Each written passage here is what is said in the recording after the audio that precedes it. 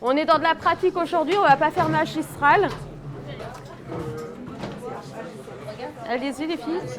Là voilà, tu as limité à qui peut voir tes futures publications à tes amis, qui peut envoyer des invitations, tu peux laisser à tout le monde. Et sur ton téléphone, tu utilises d'autres applications, photos. Twitter, mais j'ai pas. Tu fais Twitter? D'accord. Bah, ça, tu pourrais en parler aussi. Et Twitter, tu sais le paramétrer, tu sais. D'accord. C'est un univers, les réseaux sociaux, c'est un monde en lui-même. Donc forcément, quand on est dans le monde, enfin, quand on est dans la bulle Internet, quand on est dans la bulle réseau social, dans son chat ou sur son fil d'actualité, ben, on n'est pas dans la vie réelle. Oui, on loupe des choses à avoir le nez dans son smartphone ou à avoir le nez sur son écran. Après, pas tout.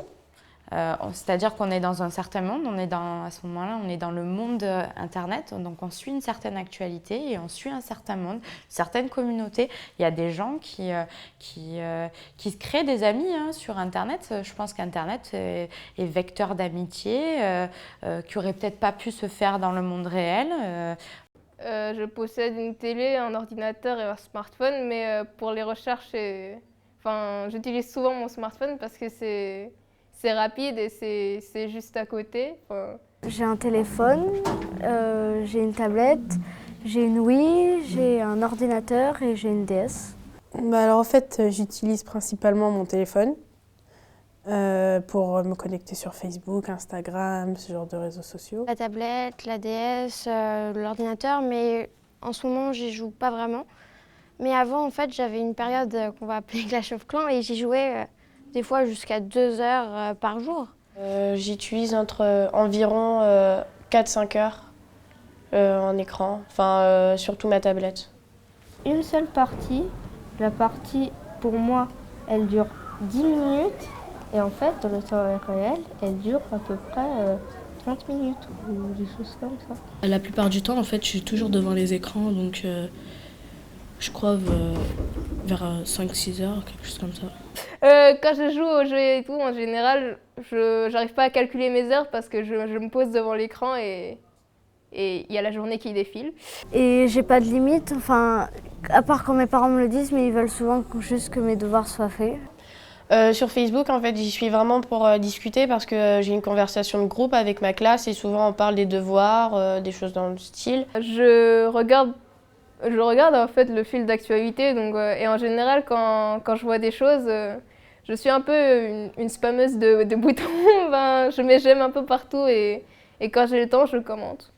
Facebook, je l'utilise pour parler avec des gens qui ne sont pas du tout à proximité. Déjà, c'est quelque chose qui nous permet de chatter gratuitement. Snapchat, moi j'appelle ça comme un réseau social, mais il y en a qui pensent que non. En fait, on peut envoyer des photos à des amis qu'on a dans notre contact Snapchat. Donc la photo, elle dure de 1 à 10 secondes, on peut y ajouter du texte. Sur Instagram, on a un compte et on poste des photos ou des vidéos. J'envoie 4 ou 5, 6 photos par jour sur Instagram. C'est quand il y a des gens qui postent des photos, je leur envoie des photos. Ou quand je fais quelque chose d'intéressant, je les prends en photo pour le montrer à mes amis, quoi. J'envoie des snaps à mes amis, par exemple pendant les vacances, je leur dis comment ça va, etc. Qu'est-ce que tu fais, etc. J'ai fait un fondant au chocolat, j'ai mis en photo et je l'ai mis. Je mets des photos de moi, des photos avec des fois des amis. Je mets plein de photos. Mon compte Facebook, c'est que mes amis qui peuvent voir mes actualités. Et on ne peut pas me chercher dans la barre d'infos. Et puis, en fait, j'ai mis tout ce qui pouvait être le plus sécurisé. Je ne vais pas sur Facebook parce que j'ai eu beaucoup... mes parents me parlent beaucoup d'harcèlement donc, sur ce site et ma sœur s'est fait pirater son compte. Maintenant, c'est interdit d'aller sur Facebook. On nous a demandé de nous googler. Et je me suis googlée et j'ai trouvé vraiment tout ce que j'ai fait avant, quand j'étais jeune. Et ces choses ne me qualifient plus trop aujourd'hui. Et ça ne me plaisait pas qu'on puisse trouver des informations sur moi, donc j'ai décidé de supprimer. En fait, ces derniers temps, mes parents ils ont remarqué que j'étais énormément sur les écrans. Du coup, ça a commencé à les énerver. Donc, j'ai plus trop ma tablette en fait. Mais sinon, oui, ils cadrent un peu quoi. En fait, il y avait un contrôle parental, mais moi et ma sœur, on a réussi à le craquer. Et donc, on a réussi à y aller. Et quand mes parents s'en sont rendus compte, d'abord ils se sont fâchés, mais maintenant c'est devenu entre guillemets normal de l'utiliser. Ma mère me dit souvent arrête d'être sur ton téléphone, t'es trop sur ton téléphone. Elle gère pas vraiment parce qu'elle sait que je peux me débrouiller. Mais elle est là, elle me réprimande, elle me dit tu devrais profiter de ta vie. Ta vie n'est pas basée sur Facebook.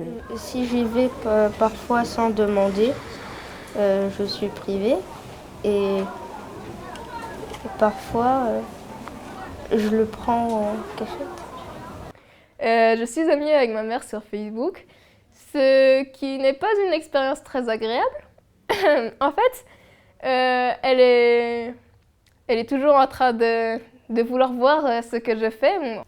Déjà, comme on n'a pas vécu dans le même contexte, nous, on a grandi avec la technologie et trucs comme ça, donc au final, s'exposer, c'est pas un truc énorme, alors que pour mes parents, même montrer qu'ils ont mangé une glace pendant les vacances, je pense que c'est un truc ils n'ont pas l'habitude, donc ils aiment pas.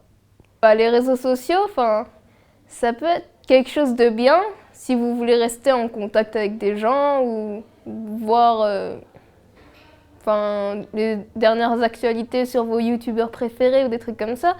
Mais après, il faut savoir qu'il y a des risques. Par exemple, vous pouvez vous faire pirater votre compte. Y a une fille de notre classe qui a parlé du fait qu'on a pris sa photo, qu'on a créé un nouveau compte où on a repris sa vie, quoi. On a fait l'usurpation.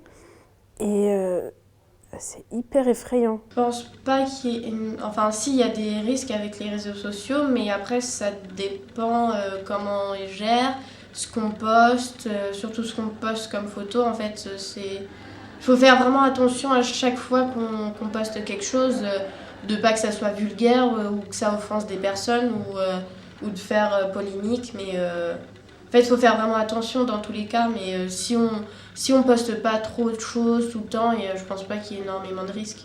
Aujourd'hui, dans le parcours qu'on se construit en tant qu'enfant, adolescent et jeune adulte, on est concrètement mis en face de la question de l'identité numérique parce qu'on doit de plus en plus se créer des comptes sur des services. Donc c'est les réseaux sociaux, mais les réseaux sociaux professionnels aussi, LinkedIn. Voilà. Donc tout ce qu'on va marquer sur Internet va constituer une base de données sur notre personne. Donc je pense que là où il faut aujourd'hui axer, c'est là où on va aussi nous axer nos projets à venir, c'est sur la question de l'identité numérique, surtout de la donnée. Comment je contrôle ou comment je modifie ou comment je crée l'information qui va se trouver en ligne et qui va très probablement rester pour des années sur Internet et qui va informer les gens de la personne que je suis.